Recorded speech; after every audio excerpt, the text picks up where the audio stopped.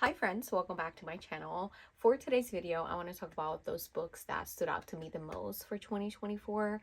This is my very first video after, I want to say, 9 to 10 months of not posting, so I'm really excited. There's a lot of new things coming for the channel, so if you want to stay tuned, please hit the like button, subscribe, so that you can keep up with me. As you can see in the background, I have books everywhere, which I will be filming a book room reorganization video soon, and I'm going to be moving things around everywhere. But I just wanted to say Happy New Year's to absolutely every single one of you. This is the year that I'm going to be posting a lot more videos now. So I do want to say thank you to every single one of you that support, that subscribe to the channel. And let's just move on to the video. The first book that I want to talk about is Magnolia Parks by Jessa Hastings. I absolutely loved this book. I was a little bit hesitant at the beginning to actually pick this book up just because I've heard mixed reviews about people not liking a certain trope that happens in this book, but nonetheless, I am so glad that I picked it up. We are following Magnolia and BJ. These two have a past, they have a history, and so we start off the book with that. This is set in London. There's a lot of like rich kids, a lot of drama, and that's why I loved it, and I would absolutely recommend because it was one of my favorite books, and I still think about every single one of those characters. Next book is Girl Abroad by Elle Kennedy. I absolutely loved anything that Elle Kennedy puts out. I feel like I always give 5 stars. We're following our main character who is moving abroad to London to study, and her dilemma starts when she actually gets to London and she thinks that she's gonna room with 2 girls, but they end up being 2 guys, and so she keeps that away from her parents just because her dad is super overprotective. So we get that dynamic. Another one that made it to my favorites of the year was Say You Swear by Megan Brandy. This book, all I will say is this book broke me and put me back together all at the same time. The one that made it to the list was Keeping 13. This is the Keeping and Binding 13, Binding 13 being the first one. Keeping 13, however, just broke my heart. And it is a beautiful story.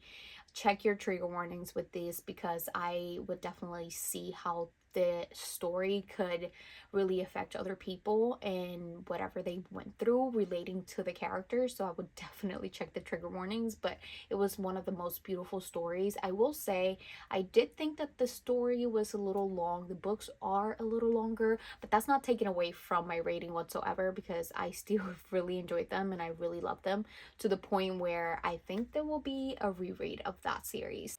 For the next book, a couple of dark romances made it to this list. And this one is one that's not for absolutely everyone, but it was for me. And that is Hitch by Lauren Beale. This is a very trigger warning. Very dark book. I absolutely loved it.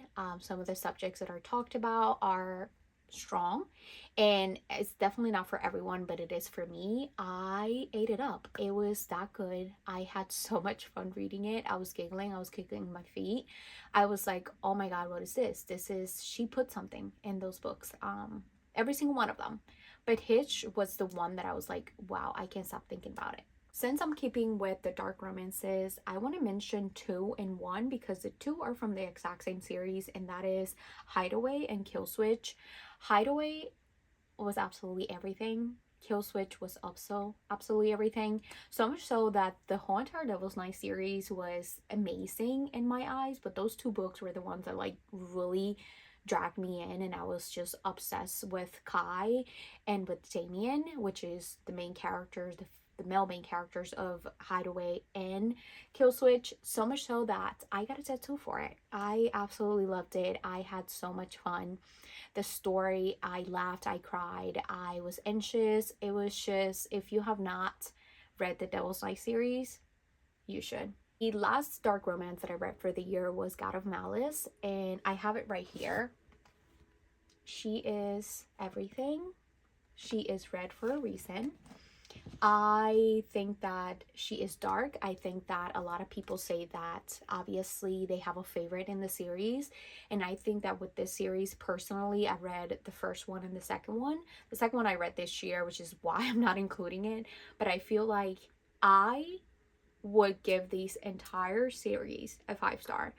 And that's not talking about the rest of the series. I'm talking about God of Malice. God of Malice was absolutely everything. The beginning, the first 2 chapters already drew me in because what happened there was kind of like, wow. So I would definitely recommend if you're a dark romance person. Who would I be if I don't talk about Just for the Summer by Abby Jimenez? She came out with this book last year, and I don't know what it is with Abby Jimenez's books, but every time I read a book by her, it makes me happy, but it also makes me reflect and relate to the characters so much so that I can see myself going through what the characters are going through, or I can always relate something that the characters might be experiencing with something that I have already experienced in real life, which is why I absolutely loved her books. And I don't listen to the audiobooks for them.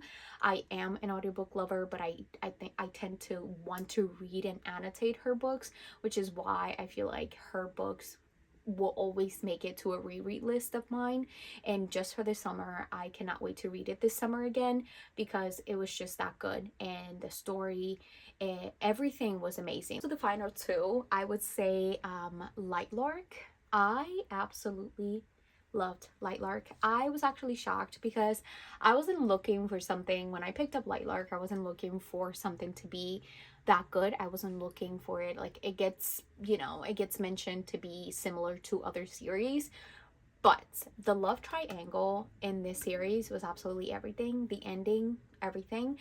I have not read the second one, which I will probably do in another vlog, but I definitely would recommend, and I loved it so much. Last but not least, Wild Love. I absolutely ate it up.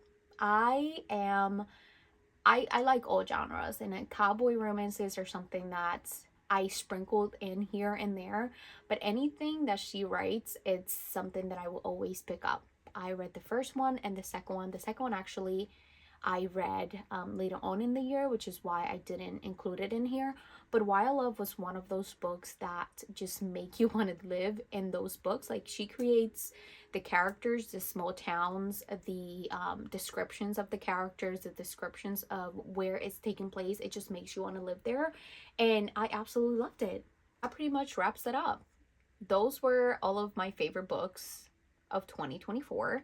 If you stay to the end of the video, please comment a bow emoji because I absolutely love that emoji. And I hope to see you guys all in the next video. Bye.